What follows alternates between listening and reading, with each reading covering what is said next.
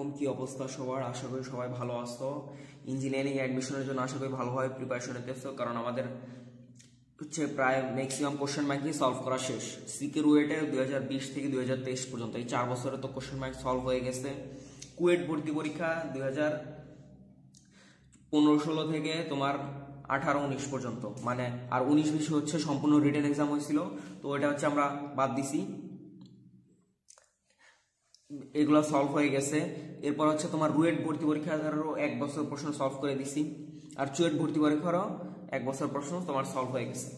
কারণ যেগুলো হচ্ছে এমসিকিউ সেগুলো হচ্ছে মানে মেনলি সলভ করা দিতেছি, কারণ হঠাৎ করে তো আবার রুয়েটের রিটেন নিছে, তো রুয়েটের রিটেন নিয়েও তোমার একটা ভিডিও বানায় দিব, কারণ রুয়েটের রিটেনের কোশ্চেন যেগুলো আগের বছরগুলোতে হয়েছিল সেগুলো একটু দেখে যাও। কারণ তুমি বাংলাদেশের যে ভার্সিটিতে পরীক্ষা দাও না কেন, তোমার বিগত বছরের প্রশ্ন থেকে কিছু না কিছু তোমার রিপিট থাকবে, রিপিট না থাকলেও তোমার ইঞ্জিনিয়ারিং এ তো আর হুবহু রিপিট থাকে না। তুমি ভার্সিটি এক্সাম দিতে গেলে হুবহু রিপিট পাবা, বাট ইঞ্জিনিয়ারিং এ তোমার রিপিট না থাকলেও ওই টপিকটা যদি তুমি ভালোভাবে বুঝতে পারো যে কোশ্চেনটা আছে, তাহলে তুমি ওইটা হচ্ছে সলভ করতে পারবা। কারণ একটু ঘুরাই দিবে তোমাকে, বাট তুমি বুঝতে পারবা, যদি বেসিক ক্লিয়ার রাখো তুমি বুঝতে পারবা। তো তোমাদের অলরেডি অনেকগুলোর এক্সামের ডেট দিয়ে দিছে। কুয়েটের ভর্তি পরীক্ষা হচ্ছে 11 জানুয়ারি, রুয়েট হচ্ছে 8 ফেব্রুয়ারি, আর চুয়েট হচ্ছে 25 জানুয়ারি। তো চুয়েটের এখনো সার্কুলার দেয় নাই, রুয়েটের সার্কুলার এখনো দেয় নাই, তো কুয়েটের সার্কুলারটা দিছে। তো কুয়েটটা তোমার হচ্ছে সম্পূর্ণ এমসিকিউ এক্সাম নিবে, কুয়েট হচ্ছে সম্পূর্ণ এমসিকিউ এক্সাম, আর রুয়েট হচ্ছে তোমার এবার প্রিলি নিবে। তো রুয়েটের জন্য তোমার হচ্ছে রিটেনও দেখতে হবে প্লাস এমসিকিউও দেখতে হবে। তো আমরা হচ্ছে সবগুলো হচ্ছে তোমার এমসিকিউ সলভ করাই দিতেছি। এরপর হচ্ছে তোমার রুয়েটের রিটেন নিয়ে একটা করব, রুয়েটের বিগত বছরের যে রিটেনের কোশ্চেনগুলো সেগুলো নিয়ে একটা ভিডিও বানাই দিব, কারণ যেই ম্যাথগুলো তো তোমার সমস্যা এখান থেকে দেখে নিতে পারো, আর যেগুলো তো সমস্যা নাই সেগুলো হচ্ছে বাসায় প্রচুর প্র্যাকটিস করবা। বাসায় প্র্যাকটিস করাটাই এখন মেইন, আর যে কোনো ম্যাথে প্রবলেম হলে সেটা এখান থেকে দেখে নিবা। তো চলো শুরু করা যাক। আমরা হচ্ছে দেখতেছিলাম কুয়েট ভর্তি পরীক্ষা 2014-15 ম্যাথ কোশ্চেনের ডিটেলস। তো কুয়েট ভর্তি পরীক্ষা 2014-15 আজকে হচ্ছে তোমার সেকেন্ড পার্টটা। তো ফার্স্ট পার্টে হচ্ছে আমরা দেখছিলাম যে ম্যাথগুলা, ওগুলো মোটামুটি ইজি ছিল, তো বাট ইম্পর্টেন্ট, কিন্তু আমি আগের দিনও বলে দিছি ওই ম্যাথগুলো কিন্তু ইম্পর্টেন্ট, কারণ প্রায় হচ্ছে তোমার রিপিট হয়। কুয়েটের কোশ্চেন বা সিকে রুয়েটের যে কোশ্চেন প্রায় রিপিট হয়, এবং এই টপিকগুলো থেকে বেশি কোশ্চেন আসে। তো চলো শুরু করা যাক। দেখো 4 নম্বর কোশ্চেনটা কি বলছে, যে 2,3 কেন্দ্র ও 6 একক ব্যাস বিশিষ্ট বৃত্তটি দ্বারা এক্স অক্ষের খণ্ডিত অংশের দৈর্ঘ্য কত? এক্স অক্ষের খণ্ডিত অংশ দৈর্ঘ্য কত?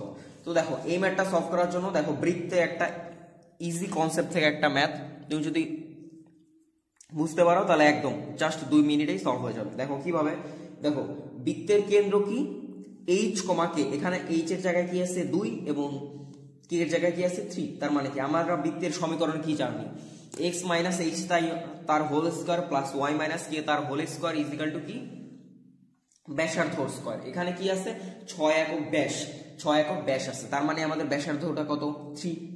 তাহলে দেখো x মাইনাস 2 তার whole square plus y minus 3 তার whole square is equal to কি 3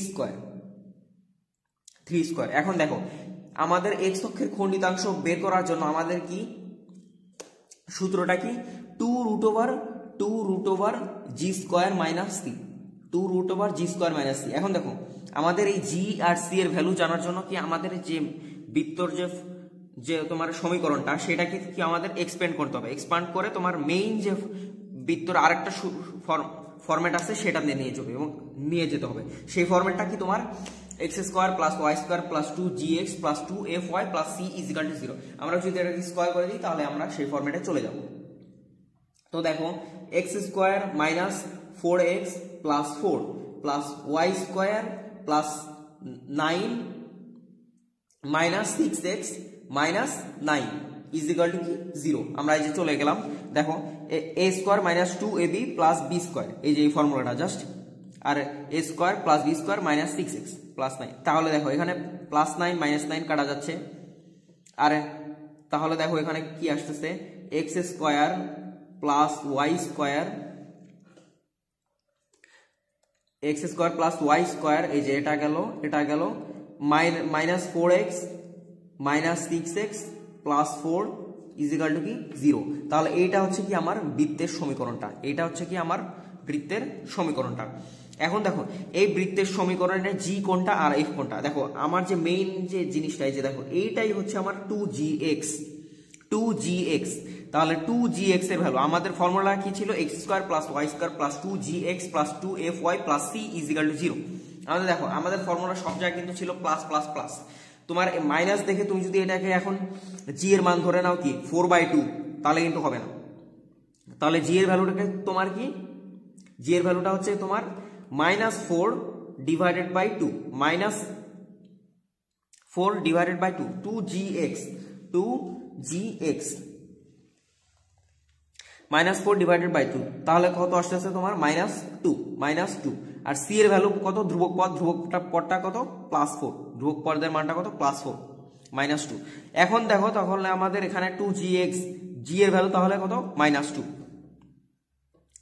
এখন তোমার এই যে x অক্ষের খণ্ডিতাংশ, এখন দেখো তোমাকে প্রশ্নটা কয়েক ভাবে আসতে পারে, তোমাকে বলতে পারে x অক্ষের খণ্ডিতাংশ, x অক্ষের ছেদাংশ, x অক্ষের কর্তৃতাংশ, তিন ভাবেই তোমাকে মনে রাখতে হবে, তিনটাই কিন্তু তিনটাই সেম। তাহলে 2√2 জি স্কয়ার ভ্যালু কত -2 তার হোল স্কয়ার মাইনাস সি এর ভ্যালু কত 4। তাহলে এখানে দেখো -2 তার হোল স্কয়ার মানে 4 -4 মানে কত 2 × 0 তার মানে কি 0 চলে আসতেছে, মানে x অক্ষের খণ্ডিতাংশের দৈর্ঘ্য কত 0। তার মানে কি তোমার ফিগারটা কেমন হবে তুমি বুঝতে পারতেছো। এই যে ধরো তুমি একটা বৃত্ত আঁকলা, এই বৃত্তটা x অক্ষকে খণ্ডিতাংশ মানে তোমার এই এতটুকু হইতো, যদি বৃত্তটা তোমার x অক্ষের খণ্ডিতাংশ হইতো এতটুকু। আমি প্রশ্ন মতে শুরুতে এইটাই বুঝছিলাম যে বৃত্তটার ধরলাম কোন একটা বিন্দুতে x অক্ষকে ছেদ করে, তার মানে কি ছেদাংশ কতটুকু তোমার এই যে এতটুকু অংশটা, এই যে এতটুকু অংশটা হচ্ছে যে তোমার ছেদাংশ, মানে ছেদাংশের দৈর্ঘ্য মানে এই যে এতটুকু, জাস্ট এতটুকু। বাট এখন আমি দেখলাম যে বৃত্তটা আসলে কি তোমার x অক্ষকে জাস্ট টাচ করে গেছে, x অক্ষকে জাস্ট টাচ করে গেছে, তার মানে কি x অক্ষকে কোনো বিন্দুতেই বৃত্তটা ছেদ করে নাই, এই জন্য কি কর্তৃত অংশ কত মান কত 0। এখন দেখো তোমার জাস্ট টাচ করে গেছে, জাস্ট টাচ করে যাওয়ার মানে কি তোমাকে প্রশ্নটা আরেক ভাবে আসতে পারে যে এত কেন্দ্র এবং এত ব্যাস বিশিষ্ট বা ব্যাসার্ধ বিশিষ্ট বৃত্তটি কোন বিন্দুতে হচ্ছে তোমার x অক্ষকে টাচ করে যাবে, কোন বিন্দুতে x অক্ষকে টাচ করে যাবে, কোন বিন্দুতে x অক্ষকে টাচ করে যাবে মানেই হলো তোমার বৃত্তটা কি x অক্ষের ছেদাংশ নাই, বৃত্তের x অক্ষের ছেদাংশ নাই, তার মানে বৃত্তের x অক্ষের ছেদাংশ কত 0। এই তো এটাই মানে প্রশ্নটা দেখলা তো যে কত ভাবে ঘুরায় আসতে পারো, বাট সবগুলাই কিন্তু সেম, সবগুলাই সেম। তোমার কনসেপ্ট যদি ঠিক থাকে তাহলে তুমি একটা সলভ করতে পারবা, এই যে এতটুকুই।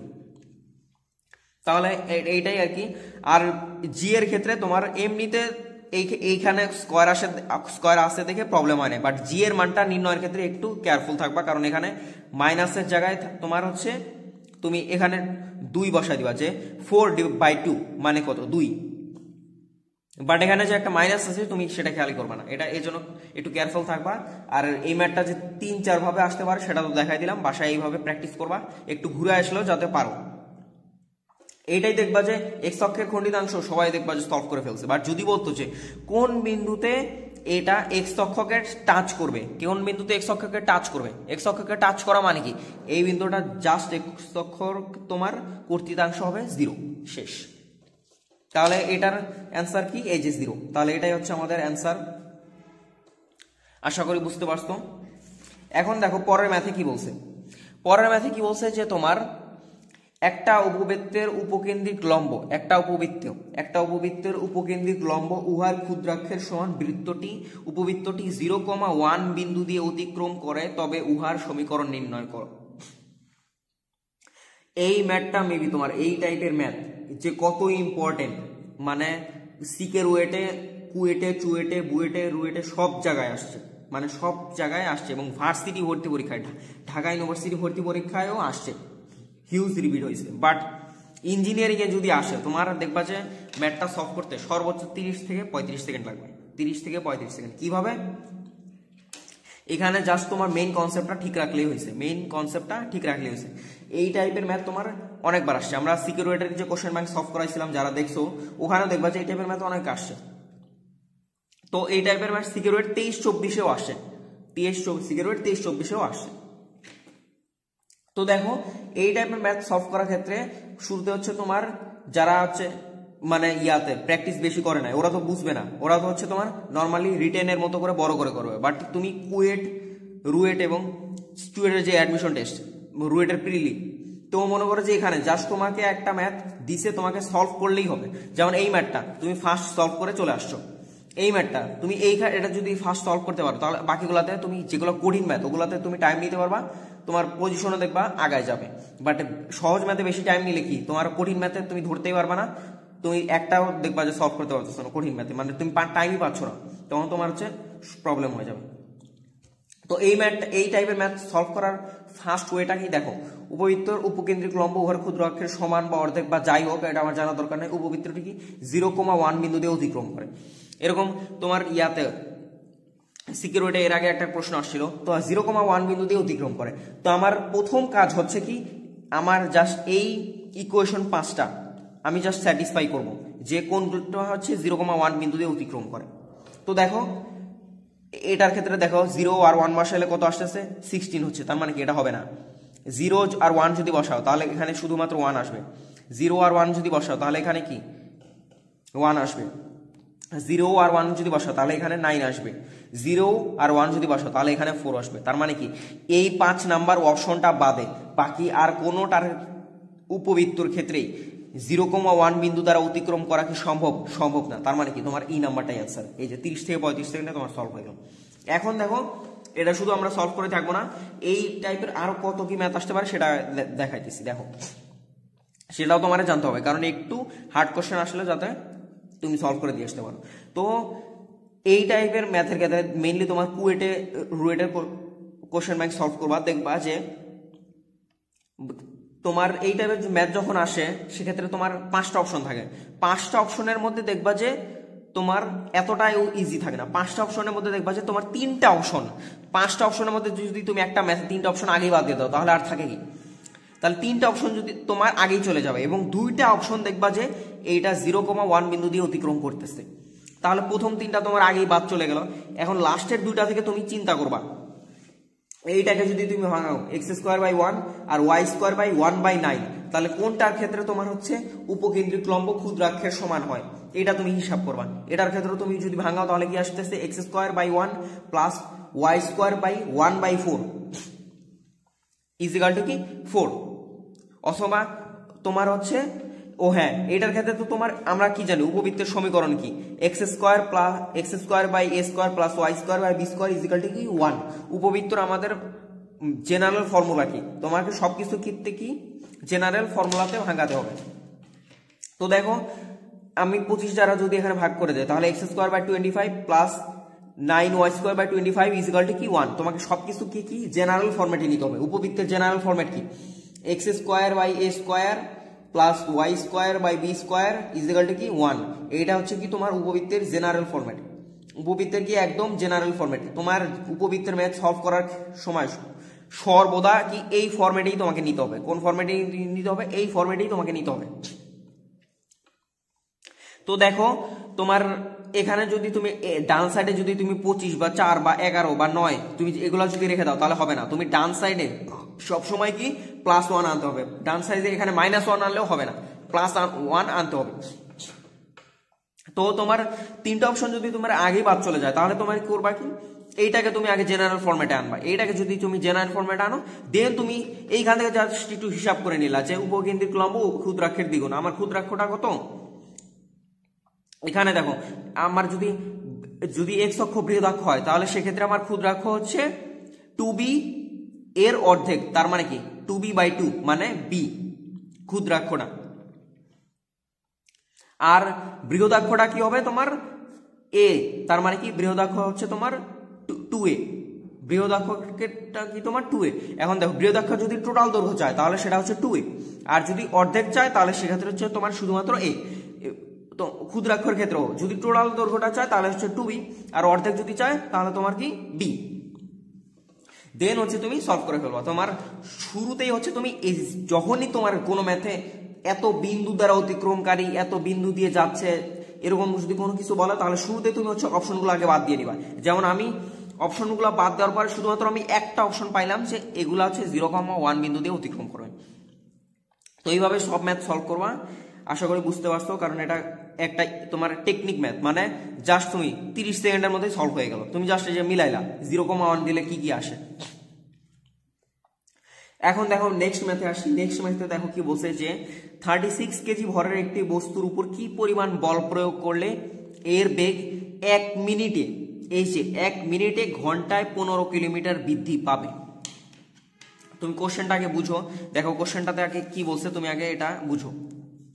কোশ্চেনটা আগে কি বলছে এটা আগে বুঝো। দেখো 36 কেজি ভরের বস্তুর জন্য কি পরিমাণ বল প্রয়োগ করলো। এখন দেখো বল প্রয়োগের কথা বলছে। আমরা বল প্রয়োগ মানে কি, আমাদের একদম সরকারি ফর্মুলা, সেটা কি F ইজিক্যাল টু কি ma, F is equal to ma, যেখানে m হচ্ছে আমার ভর দেয়া আছে। এখন আমাকে ত্বরণটা বের করতে হবে। এখন দেখো ত্বরণটা আমি কিভাবে বের করব, আমাকে কোশ্চেনে কি বলছে, কি পরিমাণ বল প্রয়োগ করলে এর বেগ 1 মিনিটে ঘন্টায় 15 কিলোমিটার বৃদ্ধি পাবে। এখন দেখো এর বেগ পূর্বে কত ছিল সেটা কি বলা নাই, পূর্বে কত ছিল সেটা বলা নাই। তার মানে কি, এটা আমরা কি ইনিশিয়ালি 0 ধরে নিতে পারি, কারণ কোনো কিছু যদি বলা না থাকে সেক্ষেত্রে আমরা 0 ধরি। এখন কোনো কিছু বলা নাই, তার মানে কি আমরা এর বেগ আগে থেকে ছিল 5 কিলোমিটার পার আওয়ার, এটাকে আমরা ধরতে পারবো না, ধরতে পারবো না। তো দেখো এর বেগ 1 মিনিটে, মানে কত মিনিটে, এই যে বলছে 1 মিনিটে, তার মানে কি তোমার ত্বরণটা বের করতে হবে। তো ত্বরণ বের করার জন্য কি a ইজিক্যাল টু কি v minus u by t। আমাদের দেখো এর বেগ ঘন্টায় এত কিলোমিটার বৃদ্ধি পাবে, মানে এর বেগটা এক সময় তোমার 15 কিলোমিটার পার আওয়ারে গিয়ে থামবে। মানে আগে ছিল তোমার 0 কিলোমিটার পার আওয়ার, এখন হলো তোমার 15 কিলোমিটার পার আওয়ার। তার মানে কি তোমার এর হচ্ছে 15 কিলোমিটার পার আওয়ার। এখন দেখো আমাকে বলছে কি মিনিটে, আমাদের সব কিছুকে কি এসআই এককে নিতে হবে। এসআই একক মানে কি মিটার পার সেকেন্ডে, মিটার পার সেকেন্ডে, তার মানে 1 মিনিট, 1 মিনিট মানে কত 60 সেকেন্ড, তার মানে এখানে আমরা 60 দ্বারা ভাগ করে দিব। আর আগে কত ছিল, ফাইনাল মাইনাস ইনিশিয়াল, ত্বরণ বের করার ক্ষেত্রে কি final minus initial by time. তাহলে ফাইনাল বেগটা কত 15 কিলোমিটার পার আওয়ার, ঘন্টায় 15 কিলোমিটার বৃদ্ধি পাবে। বৃদ্ধি পাওয়াটা মানে কি, এত হইছে, আগে তো ছিল 0, এখন হইছে এত, তার মানে কি 15 কিলোমিটার পার আওয়ার। এখন দেখো 15 কিলোমিটার পার আওয়ার তোমাকে ডিরেক্ট যদি মিটার পার সেকেন্ড নিতে বলে, তাহলে সেটা শর্টকাট ফর্মুলা কি, ডিরেক্ট হচ্ছে তোমার 15 ইন্টু 5/18, 15 ইন্টু 5/18, এটাকে যদি তুমি নিয়ে যাও তাহলে তুমি ডিরেক্ট একদম মিটার পার সেকেন্ডে পাওয়া। এখন দেখো ধরো তোমার 60 কিলোমিটার পার আওয়ার, এটাকে যদি আমি 5/18 দ্বারা ভাগ করে দেই তাহলে কত আসতেছে, দেখো এখানে কত আসতেছে, এখানে দেখো এখানে হচ্ছে 3 আর এখানে হচ্ছে তোমার 20, এখানে তোমার ডিরেক্ট একদম মিটার পার সেকেন্ডে চলে আসতেছে। আবার যদি তুমি 72 ধরো, 72 কিলোমিটার পার আওয়ার, 72 ইন্টু 5/18, 5/18। এখন দেখো এটাকে যদি তুমি 3 দ্বারা গুণ করে দাও তাহলে এখানে কত আসতেছে, 3 দ্বারা করে দাও, কাটাকাটি করে দাও, তাহলে এখানে কত আসতেছে 15 meter per second, 15 meter per second, 15 meter per second. তার মানে কি তুমি যদি করে দাও একবারে, মানে তোমার 15 মিটার পার সেকেন্ড, মানে কিলোমিটার পার আওয়ার থেকে তুমি ডিরেক্ট একদম মিটার পার সেকেন্ডে নিয়ে যাচ্ছ। তাহলে এটাকে যদি তুমি এখন তুমি ত্বরণটা জানো, ভর কত 36 কেজি, তাহলে এখন তুমি বলটা বের করতে পারবা। দেখো বলটা কিভাবে বের করবো, দেখো ex দিয়ে করে নি। তো বলটা কিভাবে বের করতে পারবা, দেখো তোমার ওজন কত দেওয়া আছে 36 কেজি, তাহলে 36 F is equal to ma, m into এর ভ্যালু কত, এই যে দেওয়া আছে 15 ইন্টু 5/18 ডিভাইডেড বাই 60, এই যে 15 ইন্টু 5/18 ডিভাইডেড বাই 60, তাহলে এখানে কত আসে 5/2, 5/2 মানে কত আড়াই, এই যে তাহলে আমাদের অ্যান্সারটা কত আড়াই, এই যে এইটাই হচ্ছে আমাদের অ্যান্সার। তো এই ম্যাথটা আশা করি একদম ডিটেলসে বুঝা দিলাম, বুঝতে পারছো, সমস্যা নাই। এখন আমরা দেখো পরের ম্যাথে আসি। দেখো পরের ম্যাথে কি বলছে যে তোমার দুইটি একই মাত্রার বল, এটা যে কতবার আসছে তোমার মানে ঢাকা ভার্সিটির ভর্তি পরীক্ষায় একদম প্রশ্ন দেখেই অ্যান্সার বলে দেওয়া যায়। দুইটি একই মাত্রার বল একই বিন্দুতে এমন ভাবে ক্রিয়াশীল যেন তাদের লব্ধির মানও তাদের সমান, এই ক্ষেত্রে বল দ্বয়ের মধ্যবর্তী কোণ কত? কোশ্চেনটা কি দেখে বুঝতে পারছো? দুইটা বল আছে এমন ভাবে ক্রিয়াশীল, দুইটা বল আছে ধরলাম পি এবং কিউ, এবং এদের একই মাত্রার বল। একই মাত্রার বল মানে কি? দুইটা বলের মান সেম, তার মানে কি আমরা একটাকে পি ধরছিলাম আর একটাকে কিউ ধরছিলাম, তার মানে কি এটা কিউ হবে না, এটা হবে পি। দুইটা বল আছে পি কমা পি, একই বিন্দুতে এমন ভাবে ক্রিয়াশীল যেন তাদের লব্ধির মানও তাদের সমান, তার মানে কি লব্ধির মানও কি পি। এক্ষেত্রে বল দ্বয়ের মধ্যবর্তী কোণ কত? 120 ডিগ্রি। কারণটা কি? তোমার শুরুতে হচ্ছে দেখো আমরা একটা ফর্মুলা পড়ছিলাম না, এই যে আর স্কোয়ার ইজ ইকাল টু কি? P square plus Q square plus 2pq cos alpha. Cos alpha, এখানে তোমাকে জাস্ট আলফার ভ্যালুটাই বের করতে বলছে। তো দেখো এখানে যদি আর এর জায়গায় তুমি পি বসায় দাও, কিউ এর জায়গায় যদি তুমি পি বসায় দাও, তাহলে দেখবা যে লাস্টে তোমার আলফার ভ্যালুটা ডিরেক্ট পেয়ে যাবা।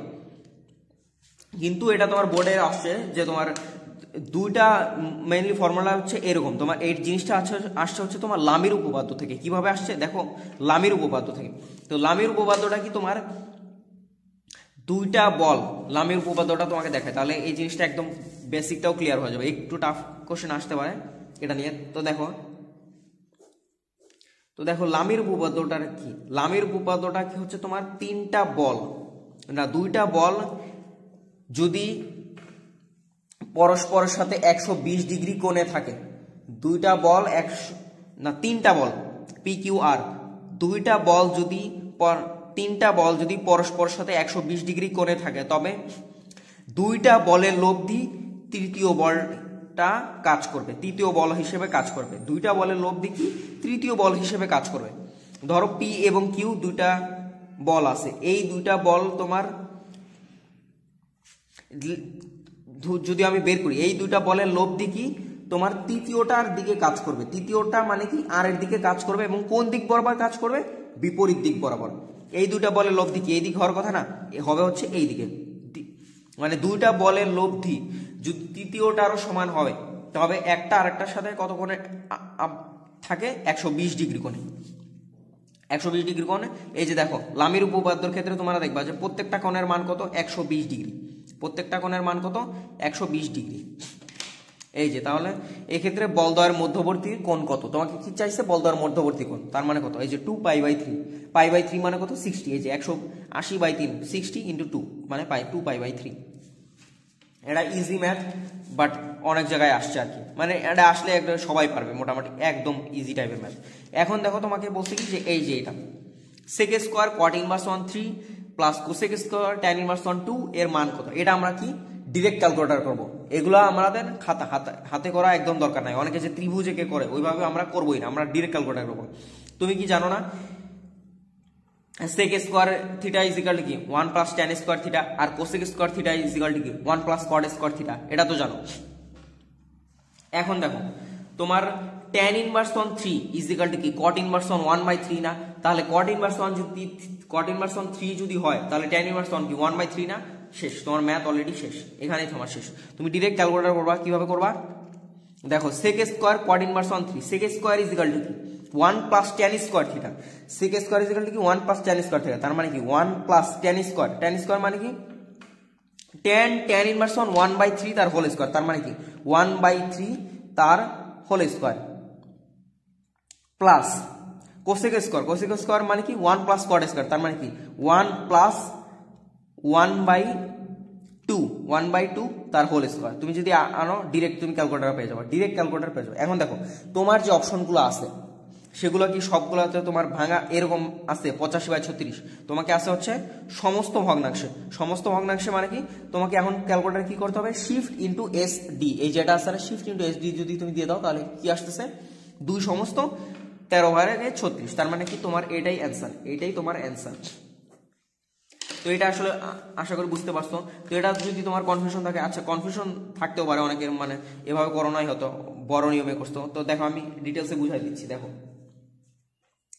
ফর্মুলাটা তো শুরুতে জানো, এই যে দেখো আমি ফর্মুলাগুলো লিখে দিচ্ছি। sec square theta is equal to কি 1 প্লাস tan স্কয়ার থিটা। আবার cosec square theta is equal to কি 1 প্লাস কট স্কয়ার থিটা। এই দুটা তো ছিল আমার হচ্ছে ফর্মুলা, এইগুলা কি ছিল আমার ফর্মুলা ছিল। এখন দেখো তুমি যদি একটা ত্রিভুজ আঁকো, তোমার যদি একটা ত্রিভুজ আঁকো, ধরো এটা তুমি অ্যাঙ্গেল ধরলা, ধরো এই যে 5 12 13 এটা ধরি 5 5 12 13। এখন দেখো তুমি যদি এটা থিটা ধরো তাহলে কি tan থিটার ভ্যালু কি লম্ব বাই ভূমি, লম্বটা কত 5/12, tan থিটার ভ্যালু কত লম্বটা কত 5, এই যে 12/5, লম্ব 12 ডিভাইডেড বাই 5, লম্ব এই যে লম্ব বাই ভূমি, তার মানে কত 12/5। এখন যদি তুমি কট থিটা ধরো, কট থিটার ভ্যালুটা কি তাহলে ভূমি বাই লম্ব, ভূমিটা কত 5, অতিভুজ লম্বটা কত 12, তাহলে 5/12, 5/12। এটা তো বুঝলা যে কিভাবে তোমার উল্টাই গেল জিনিসটা।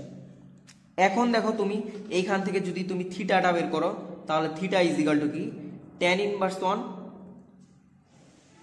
12/5, tan ইনভার্স 1 12/5, tan ইনভার্স 1 12/5। এখন যদি আমি এই সাইডে আবার থিটা লিখি তাহলে কি আসতেছে, এই দেখো এই থিটা আর এই থিটা, আমি কি অ্যাঙ্গেলটা চেঞ্জ করতেছি? আমার অ্যাঙ্গেলটা কি ছিল? আমার অ্যাঙ্গেলটা ছিল হচ্ছে এইটা। আমার অ্যাঙ্গেলটা কোনটা ছিল? এই যে এটা হচ্ছে আমার অ্যাঙ্গেল। এখন দেখো আমি কি অ্যাঙ্গেলটা চেঞ্জ করতেছি? আমি যদি অ্যাঙ্গেলটা না চেঞ্জ করি তাহলে সেক্ষেত্রে আসে কি কট থিটার ভ্যালু কি সেম আসতেছে না? তার মানে কি থিটার ভ্যালু কি কট ইনভার্স 1 5/12, কট ইনভার্স 1 5/12। এতটুকু তো বুঝতে পারছো, সমস্যা নেই, এতটুকু তো বুঝতে পারছো, একদম ইজি। এখন দেখো আমার ছিল কি sec square cot inverse 1 3 plus cosec square tan inverse 1 2, tan inverse 1 2, এটাই তো আমার ছিল, তাই না? তাহলে sec square is equal to, আমি একবারে লিখে দিয়েছিলাম ক্যালকুলেটরে, তুমি পরীক্ষার হলে এইভাবে লিখবে। এখন বোঝার জন্য এইভাবে তোমার করো, কারণ হচ্ছে তোমার বেসিকটা তাহলে ক্লিয়ার হবে একদম, যে এটা নিয়ে কোনো কনফিউশন হবে না। তাহলে দেখো সেক স্কয়ার আমি ডিরেক্ট ফর্মুলা ফেলবো। দেখো sec square is equal to কি 1 plus tan square, 1 plus tan square theta. এখন দেখো tan স্কয়ার থিটা, থিটার ভ্যালুটা কি কট ইনভার্স 1 3, কট ইনভার্স 1 3 কে আমি কি লিখতে পারি tan inverse 1/3 plus cosec square is equal to কি 1 plus cot square theta, 1 plus cot square থিটার ভ্যালুটা কি তোমার tan ইনভার্স 1 2, আমি এটাকে কি লিখবো কট ইনভার্স 1/2। তাহলে এখানে দেখো 1 আর 1 2, তাহলে 2 প্লাস, এখন দেখো tan ইনভার্স 1 না tan স্কয়ার tan ইনভার্স 1 3, এটাকে কি লেখা যায় তোমার tan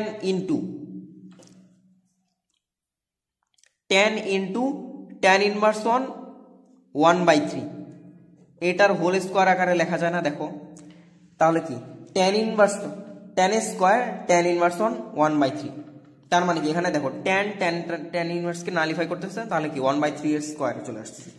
কট স্কয়ারের ক্ষেত্রেও তোমার সেম, এইটাই আসলে তোমার মেইনলি বুঝতে হবে, এখন দেখো তোমার tan square tan inverse 1/3, tan square tan inverse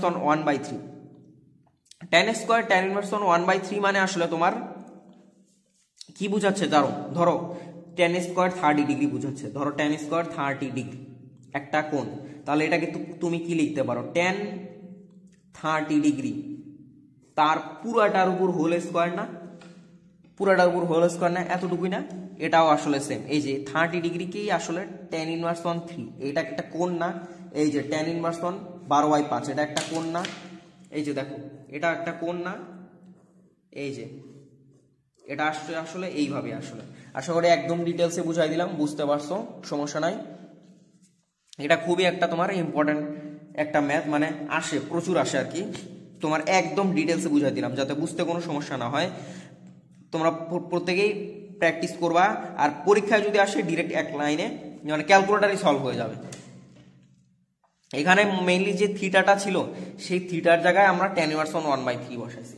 মানে তোমাকে যদি এমন বলতো যে সেক স্কোয়ার কট 30 ডিগ্রি, তারপরে কোসেক স্কোয়ার কট 30 ডিগ্রি, তুমি কিন্তু একদম ডিরেক্ট সলভ করে ফেলতাম। বাট এখানে tan inverse on caught inverse on এইভাবে দিচ্ছে, তো এই জন্য একটু কনফিউজ হয়েছো। তো আজকে এই পর্যন্ত। নেক্সট ক্লাসে হচ্ছে আমরা বাকি ম্যাথগুলো দেখার চেষ্টা করব। আজকে 2 ক্লাসে হচ্ছে আমরা মোটামুটি 8টা ম্যাথ সলভ করে ফেলছি। এরপর হচ্ছে আমরা বাকিগুলা 9, 10, 11, 12 কটা 20টার মতো মেবি ম্যাথ আছে, সবগুলো সলভ করে ফেলবো আর কি।